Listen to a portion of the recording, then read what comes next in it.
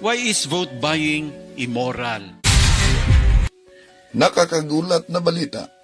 Senatorial candidate Camille Villar madisqualify. Nakakalungkot na balita ito. Kumilik, hindi na mapigilan. Iwanagin ng COMELEC ang senatorial candidate na si Camille Villar dahil sa aligasyon ng vote buying o pamimili ng boto. Oras na matanggap ang show cause order, bibigyan ng 3 araw ng COMELEC si Villar para magpaliwanag kung bakit hindi siya dapat sampahan ng election offense o petition for disqualification. Lalabas ang show cause order ang Commission on Elections laban kay senatorial candidate Camille Villar dahil sa posibleng pagkakadawit nito sa vote buying. Nakatanggap sila ng video mula sa isang anonymous complainant kung saan si Villar ay nasa stage habang may 2 lokal na kandidato na namamahagi ng pera at nagpaparaffle sa Imus, Cavite.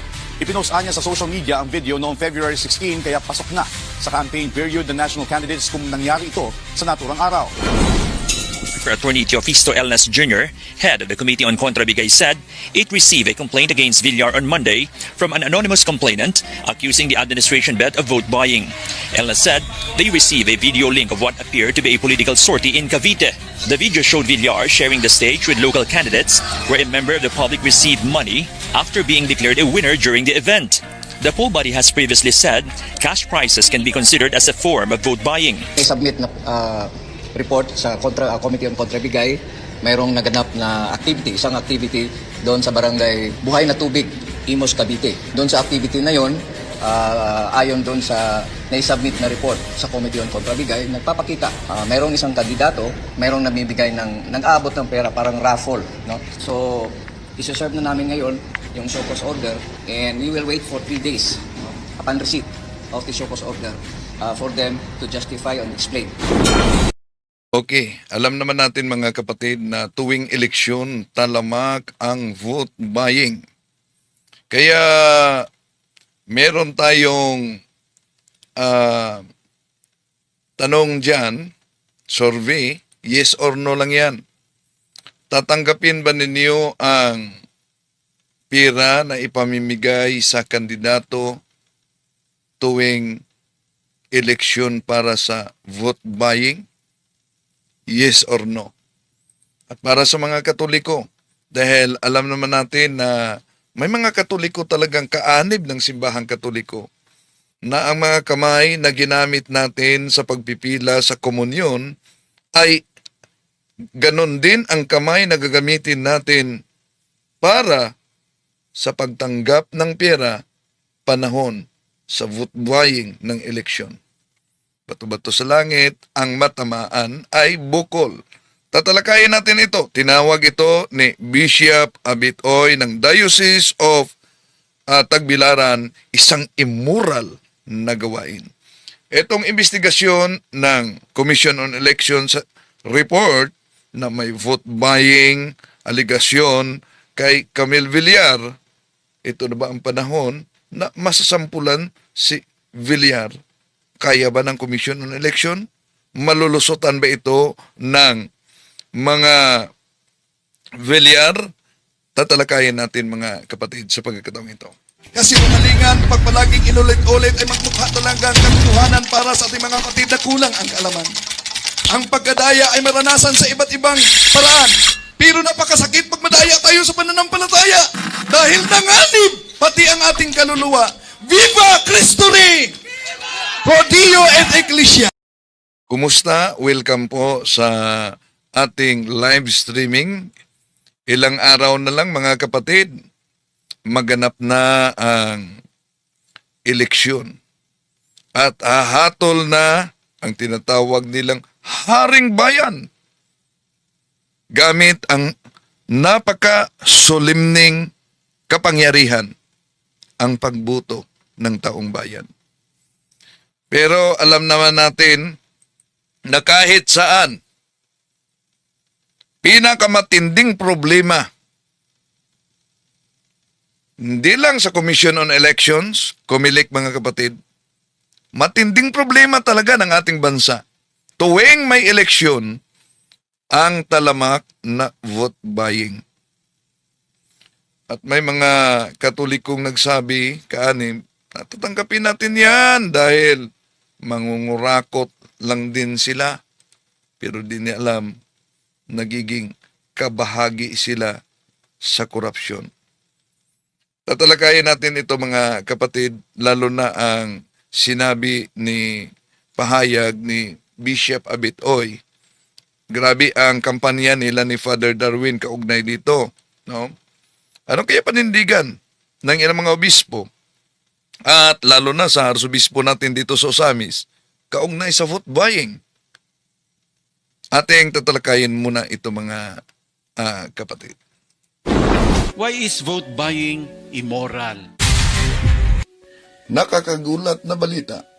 Senatorial candidate Camille Villar madisqualify. Nakakalungkot na balita ito. Kumilig, hindi na mapigilan. Maglalabas Iwanagin ng COMELEC ang senatorial candidate na si Camille Villar dahil sa aligasyon ng vote buying o pamimili ng boto. Oras na matanggap ang show cause order, bibigyan ng 3 araw ng COMELEC si Villar para magpaliwanag kung bakit hindi siya dapat sampahan ng election offense o petition for disqualification. Lalabas ng show cause order ang Commission on Elections laban kay senatorial candidate Camille Villar dahil sa posibleng pagkakadawit nito sa vote buying. Nakatanggap sila ng video mula sa isang anonymous complainant kung saan si Villar ay nasa stage habang may 2 lokal na kandidato na namamahagi ng pera at nagpaparaffle sa Imus, Cavite. Ipinost niya sa social media ang video noong February 16 kaya pasok na sa campaign period ng national candidates kung nangyari ito sa naturang araw. Attorney Teofisto Elnas Jr., head of the Committee on Contra Bigay, said it received a complaint against Villar on Monday from an anonymous complainant accusing the administration bet of vote buying. Elnas said they received a video link of what appeared to be a political sortie in Cavite. The video showed Villar sharing the stage with local candidates where a member of the public received money after being declared a winner during the event.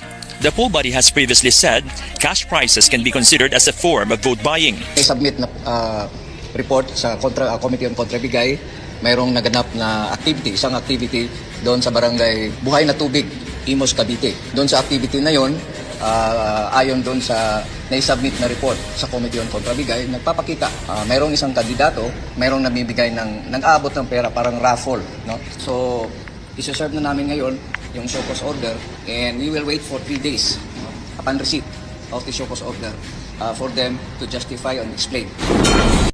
May nabasa tayong comment dito kay Linda de la Viga. Kunin ang pera daw, ibuto ang kursonada.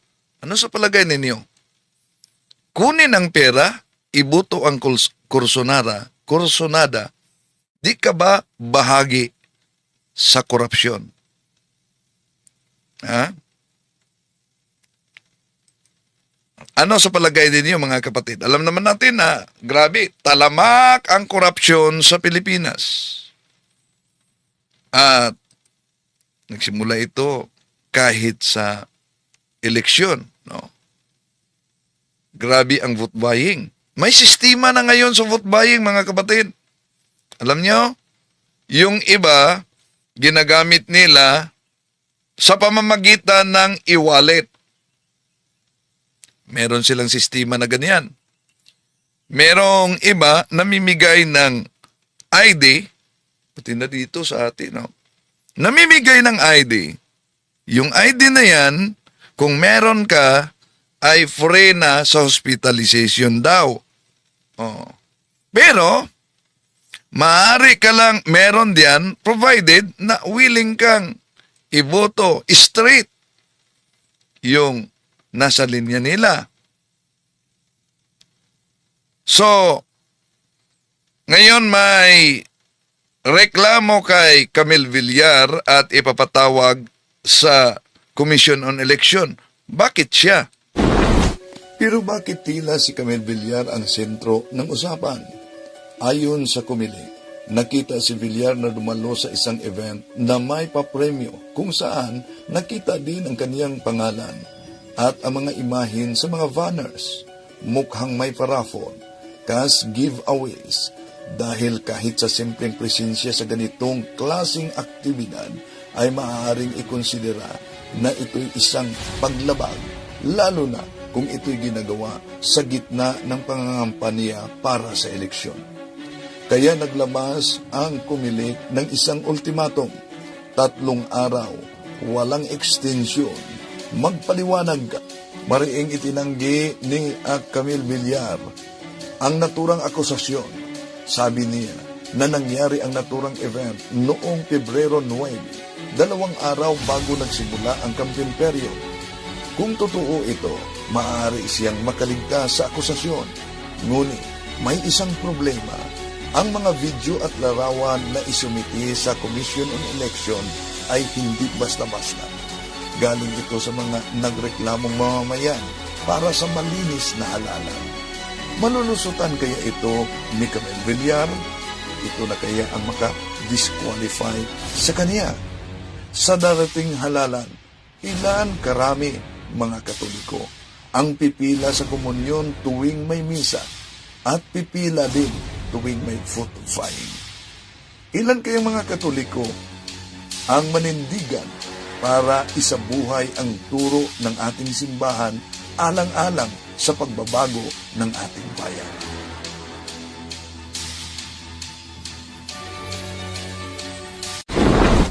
Okay, may ilan ditong comment mga kapatid, pakita natin. Iwan ko kung ilan sa mga butante na ganito din ang prinsipyo. No? Yung kunin ang pira, ibuto ang kursunada. Di ba? Corruption din yan. Swindling din yan. Tinanggap mo yung pira. Pero, ano pa ba yung purpose na binigyan ka ng pira, lalo na sa politiko? Para bayaran yung boto mo. Pero, may kasabihan ang ilan, kunin ang pera, ibuto ang kursunada. Sa akala ninyo, walang epekto yan, pati na sa kaluluwa ng tao? Malaking epekto talaga yan, mga kapatid. Si Leticia Cano Ramos, kunin ang pera, ibuto ang karapat-dapat. Sa inyo, mga kapatid, comment kayo kung ano ang prinsipyo ninyo. Tatanggapin ba ninyo talaga ang pera sa eleksyon para sa vote buying? Kung maalala ninyo, meron tayong prayer sa simbahan, yung tinatawag na prayer to break at to yung sa property, disowned property. Yung prayer to disown property, para yon sa mga pera na matanggap natin galing sa sahod o pumasok sa ating bulsa. Bakit? Sabi ni Father Nonit Legaspi, ang daming pera na kumakalat sa ating bayan ngayon na pwedeng papasok sa pitaka mo. Sabi ni Majusi Apahado, cheating din pala. Yun, akala ko ang pera ay sa bulsa at ang both ay sa balota. Isang korupsyon pa rin yan. No? Kaya sisigaw ka ng pagbabago, dapat ang pagbabago ay magsisimula sa atin. No? Dapat talaga magsimula yan sa atin. Pero ano ang panindigan ninyo kaugnay dyan? Hello, kay Factbusters PH, Kabornok. Huwag niyong kalimutan si Kabornok. Subscribe kayo sa channel. Napakaganda talaga. No? Ano ang panindigan ninyo kaugnay yan? Balik ko, may prayer, mga kapatid, alam nyo, may prayer sa simbahan na ipinamigay nung nag-attend kami sa UST sa exorcism. Ang prayer na yon to disown property. Para yon sa mga pera na pupasok sa ating pitaka, bulsa. Bakit? Ang daming pera daw ngayon na umiikot galing sa korupsyon, pera umiikot galing sa patayan, may mga pera na umiikot galing sa drugs, at iba pa. Yung mga pera na galing sa hotel. Alam nyo, sa Ministry of Liberation, bawal yung hotel. At doon ko lang nalaman na pag may business ka na hotel, di pala pwede i-bless yung hotel. No? Bakit di pwede i-bless yung hotel? Dahil kadalasan sa pupunta sa hotel, yung iba ay magsagawa ng 6 outside marriage. O anong i-bless ng pari niyan? Na dadami pa ang customers para magkasala? Okay, balikan natin itong vote buying, mga kapatid. No? Dami talaga kahit mga Katoliko na parang mga Katoliko nga, walang takot at walang konsensya na. Basta may pera lang. Akala nila walang epekto yan. May epekto na, pati pa sa kaluluwa, mga kapatid. Oh. Pero, daming mga Katoliko na si kapatid na Erlinda Lapay, kaming mag-asawa, ilan lang ang ibubuto namin. Pipiliin talaga natin. No? Pipiliin talaga. Pero may sistema na nga ngayon sa vote buying, mga kapatid. No?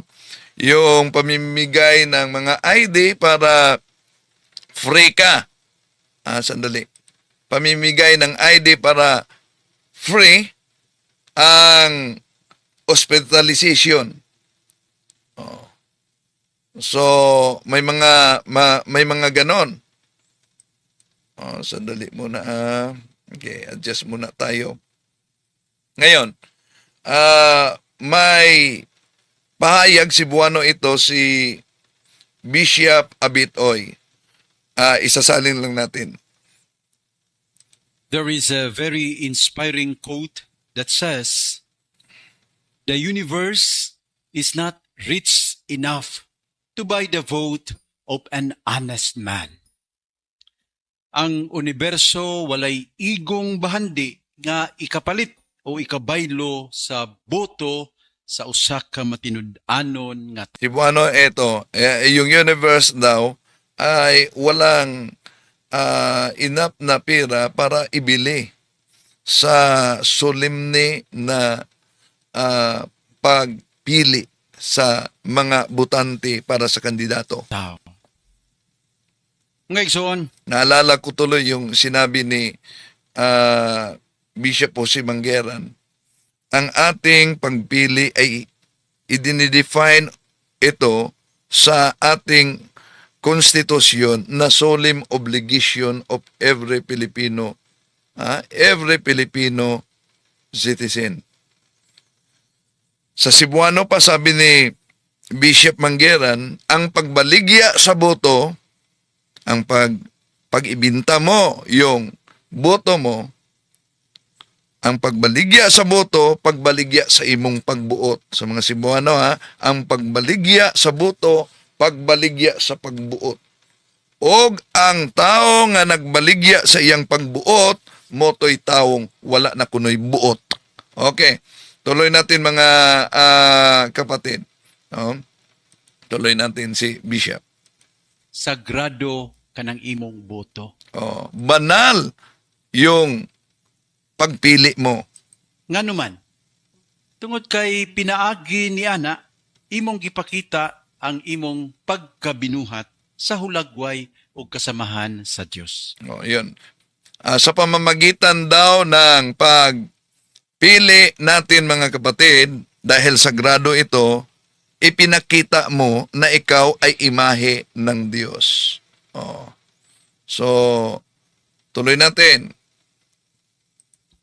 Ang kagawasan sa pagpili ug maayo, sa pagpili ug matarong, sa pagpili ug maayong pangulo, sa pagpili ug maayong kaugmaon, dili lamang para kanimo, kundili para sa nasod ug sa sunod nga henerasyon. Kini usa ka gahom nga gihatag kanato sa Dios. Animals and other creatures don't have that power. People in many parts of the globe cannot vote because their country are run by authoritarian leaders. And some of us also don't have the capacity to vote because they are mentally challenged or handicap.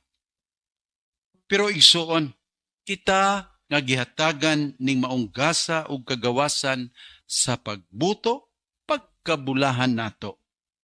Unya karon, kanang maong gahom, ato lang baliwalaon, ato lang pabayran o pabayluan, pagkawala nato'y batasan.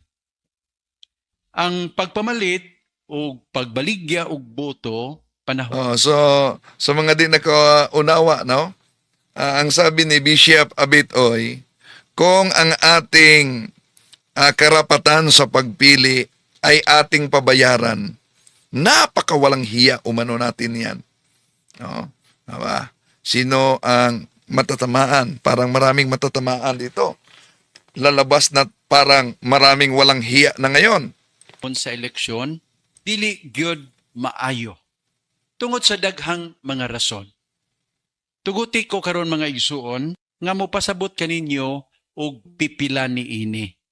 And hopefully to encourage you to recognize the sanctity of your ballot and to vote wisely in the coming elections. Why is vote buying immoral? Nganong dautan man kining pagbaligya og pagpamalit og boto? First, vote buying undermines the democratic process. Sa usa ka demokrasya, mga igsuon, Sa ating survey dito, tatanggapin ba ninyo ang pera sa vote buying? 28% yes. 72% no. So, dumami na, dumami. Panindigan ba ninyo yung pagboto ninyo na talagang di tatanggapin ang pera? Sana maraming manindigan talaga pag darating na ang panahon na bibilhin yung boto ninyo. Tuloy natin. ang tingog sa kadaghanan mao'y angay mupatig babaw. Kung adunay pagpamalit og boto, tingog na sa kwarta, dili tingog sa katawhan ang mupatig. Sa mga di nakaunawa sa pahayag dahil Cebuano ito ni Bishop Abitoy, pag binibili yung karapatan mo sa pagpili, ang sinunod, hindi yung busis ng mga tao, kundi ang busis na ng pera. Papaw. Ang pagpili, tinuklod na sa bahandi. Yung pagpili sa mga politiko ay dahil na sa pera. Yun talaga ang nagiging kasanayan na, no? Pag may eleksyon, yun talaga ang nagiging kasanayan na. Kaya pinakamatinding problema talaga yan sa iba't ibang bahagi ng ating bansa. Kahit pa sa SK election, kahit pa sa barangay elections, grabe, no? Pinakamatindi talagang problema yan. Pero ang tanong, meron bang nasampahan ng kaso sa Commission on Elections? Meron bang natanggal kaugnay sa vote buying? Kung nakita natin na napakatinding problema sa ating bansa itong vote buying sa panahon ng eleksyon. Hindi lang yan. Grabe na ang mga pangyayari. Grabe na mga problema. Yung mga karanasan tulad sa mga nangyaring pag-ambos, no? Sa mga kandidato, may mga napaulat na ganyan, mga kapatid. Yung ilang mga kandidato na may mga tinatawag na private army. Pero, ang problema talaga, itong laganap na vote buying. Kahit saan, mga kapatid. Ito ang matindi sapagkat, alam nyo ba, ang bayaran sa vote buying sa ibang lugar, ay, dinaana sa e-wallet. No. Dinaana sa digital, mga kapatid. Para di agad matuntun. No. So, ituloy natin muna si Bishop.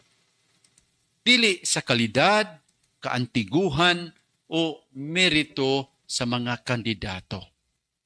Second, vote buying compromises fairness and equality. Sa pinili ay dapat patas ang labanan. Walay mamintaha ug walay manlimbong.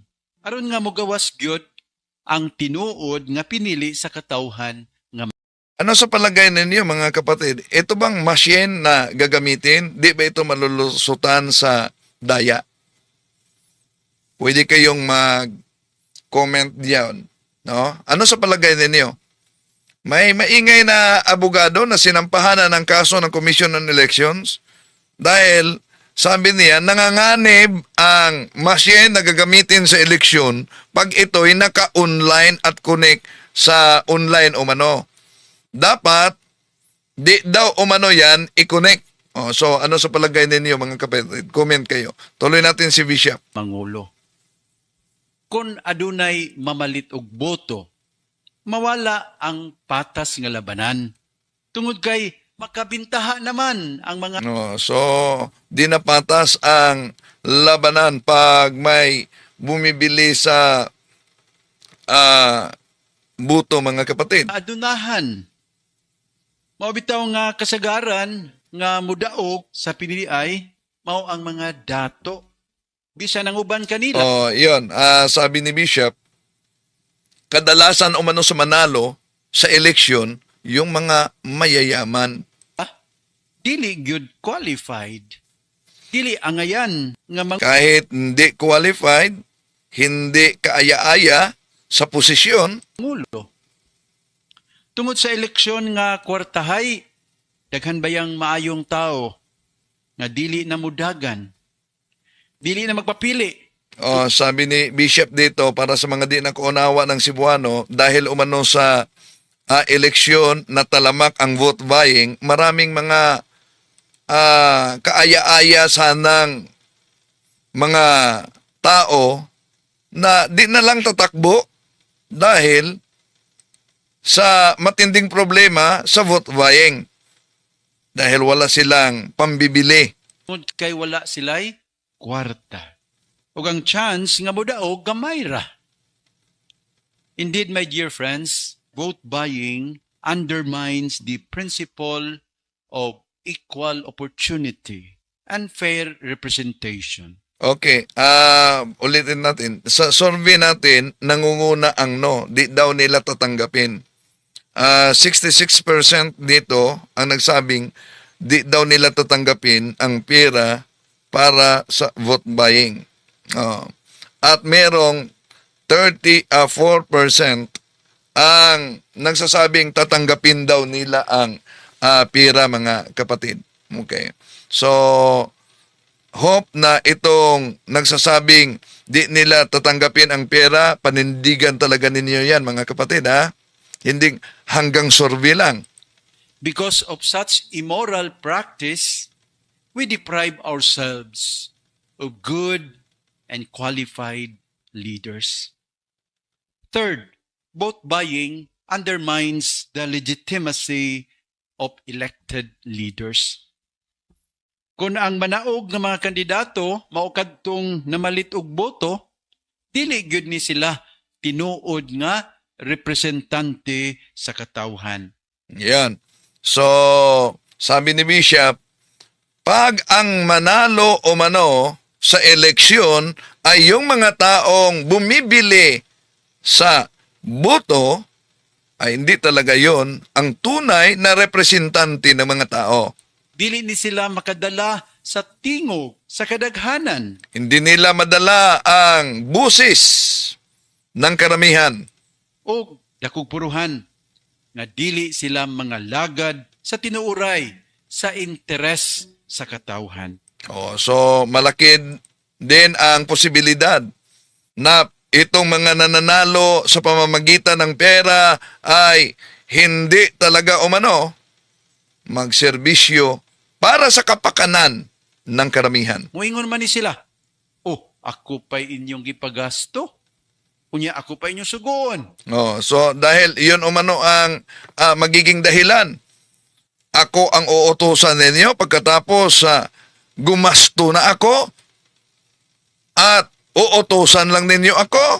O palagaron, ay hayag ninyo. Ang ilang unang atimanon, mao ang ilang personal interest. O ang interest sa mga dato No, yan. Sabi ni Bishop Abet na ang unang sisiguruhin nila yung sadiring interest nila. mitabang nila sa pagpamalit og boto. At yung mga mayaman na tumutulong sa kanila sa pagbili ng mga boto. Indeed, my dear friends, vote buying erodes public trust in the electoral process and the legitimacy of the government. Fourth, vote buying encourages corruption. Ang pagpamalit og boto konektado kaayo sa korupsyon o buhat sa pagpangurakot. Matud pa, kung sa eleksyon, dako silang nagasto, ilagyod ng bawion. Inig Sa mga di makaunawa ng Cebuano, sabi ni Bishop na sa panahon sa eleksyon, kung malaki ang kanilang gasto, abay, siguradong babawi sila niyan lingkod na nila pag sila'y makaupo. pwesto.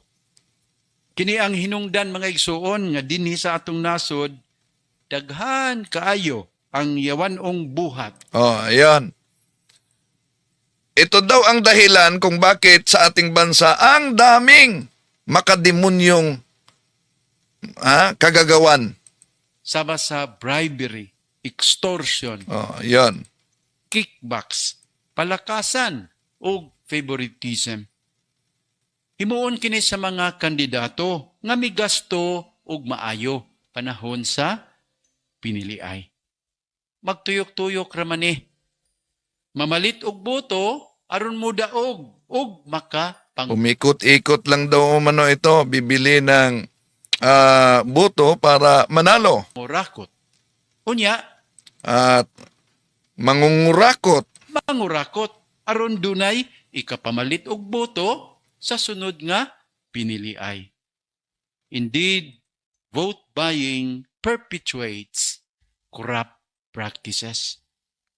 Fifth, vote buying disregards informed decision making. Mga igsuon, kung makabantay mo, gamay na lang ang mga kandidato nga maghago pagpasabot sa ilang plataporma di gobyerno. Unya, gamay na lang sab kaayo ang mga botante nga interesado mangutana sa mga kandidato unsay ilang mga plano o programa di gobyerno. Ngano man nasayod manggod ang mga kandidato nga dili ang ilang programa o maayong plano ang gipangita sa mga botante, kundili ang ilang kwarta. Yan.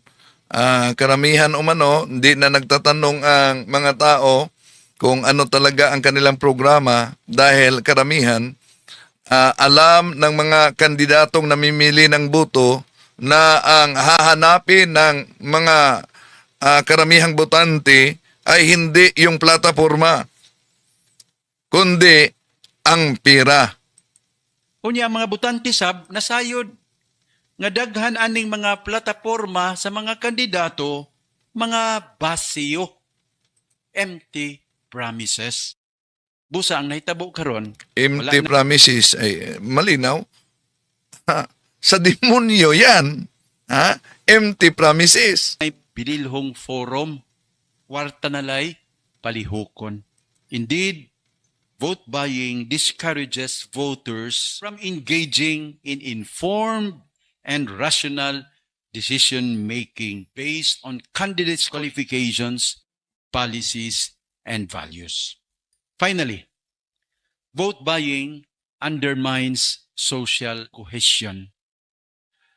Tungod sa buhat sa pinanalitay og boto, ang eleksyon karon maunay o dakong hinungdan sa panag-away, panagbikil o pagdinumtanay diha sa katilingban. Tungod kay dako gasto, ang mapildi, masakitan pag-ayo. Ngayon, dahil umano sa eleksyon na talagang pira ang pinakilos, dahil yung iba'y malaking gasto, pag matalo, ang sakit umano. Ang uban masuko o Ang ilan ay magalit. magdumot sa ilang mga kaatbang. Bisan gani, sa iyang kaugalingong mga tao, ang usa ka kandidato magduda o Oo. Pag, dahil sa pira, pagdudahan pa ng kandidato kahit ang kaniyang mga tao. masuko kay nagtuo siya nga giugom ang iyang Oy, may mga leader din ng kandidato na ganyan na anong tawag sa mga leader na yan? Na di-release din ang pira ng kaniyang amo, isa ding buhaya. kwarta. Gawas ni ana mga igsuon, kining vote buying mo create og panghunahuna og tura sa kalaog og kahakog. Tiyaw ba? Dili mo boto kung dili kamangon? Dili mo agi ang lapis o dili mo lihok ang tudlo kung walay kwarta? Asa naman ang para sa nasod? Asa naman ang para sa katilingban? Kwarta na lang gyud ang importante nato? Okay, may nabasa ako kay June na bakit ditanggapin? Buwis naman yan ng taong bayan. Pero ako ang masusunod kung sino ang iboto. Paano mo nalaman na buwis talaga yan ng taong bayan? Tandaan natin, walang sino mang negosyante na buhos ng kapital para siya ay di kikita. Ganon din ang mga politiko. Yun talaga ang magiging argumento din ng mga kahit pa nagpakilalang Katoliko, tatanggapin, buwis yan galing. Pero ano ba ang nasa batas natin? Di po ba illegal ang pagtanggap at ang pagbili sa mga buto? Illegal yan. So kung yun ang argumento natin na tatanggapin natin, total buwis naman galing, kung sa buwis galing, anong nasa batas natin? Bawal mamili ng buto sa mga tao. So kung galing yan sa buwis, ginamit sa vote buying, bawal sa batas, nagiging kasali sa kasalanan mismo. Di ba? At tumindi talaga, grabe na talaga ang problema sa vote buying dahil sa ibang bansa, sa ibang lugar mga kapatid. Iwan ko sa inyo kung saan kayo ngayon. Merong mga idinadaana sa GCash, idinaana sa Pimaya, idinaana sa e-wallet. No. Yan. At ayon sa interview ng Commission on Election, meron daw silang 34 na sumbong na kanilang natanggap na may kinalaman ito sa vote buying at may kinalaman sa vote selling. At sa amin nila, iniimbestigahan na umano nila ang naturang sumbong. Pero hanggang investigasyon lang ba yan? Meron na bang nabigyang sample dahil sa vote buying at vote selling? At ayon sa Commission on Election, pinakamarami umano na natanggap nila na vote buying at vote selling diyan sa National Capital Region sa NCR mga kapatid. At tingnan natin kung ano ang hakbang ng Commission on Election kaugnay diyan. Dahil sa isinagawa nilang foro, mga kapatid, na unang sinabi ni Commissioner Ernesto Ferdinand Masida na bago pa man magsimula ang kampanya, mga kapatid, ay nakatanggap na umano sila ng reklamo sa mga bilihan at yung mga pagbibinta ng buto. At meron pa umanong ginawa yung ibang mga kandidato na paraffol sa mga sasakyan. Grabe paraffol sa mga sasakyan. Di naman niya sinabi kung sino ang kandidatong gumagawa niyan. Pero ang tanong, may ngipin ba ang Commission on Election? So, bago tayo matapos, mga kapatid, bago tayo matapos sa ating pagtalakay ngayon kaugnay sa vote buying, itong case ni Villar, binigyan pa siya ng pagkakataon para i-explain kung bakit di siya dapat na i-disqualify sa Commission on Election kaugnay sa reklamo na may vote buying umano. Okay? So sa katanungan natin, tatanggapin ba ninyo ang vote buying sa darating na eleksyon? 33% dito, yes. No, 67%. Ito ang makita natin. So, pero ang daming mga nagkomento dito na talagang tatanggapin daw nila. Sundin lang nila yung konsensya. Pero pag-isipan ninyo yan, mga kapatid. Bakit? Dahil nagiging bahagi pa rin kayo sa kasalanan. At di pwedeng, ito talaga ang daya ng demonyo. Sige, gawin nyo lang yan. Pagkatapos, mangungumpisa lang kayo. If you do an act repeatedly for 30 consecutive days, it becomes a habit.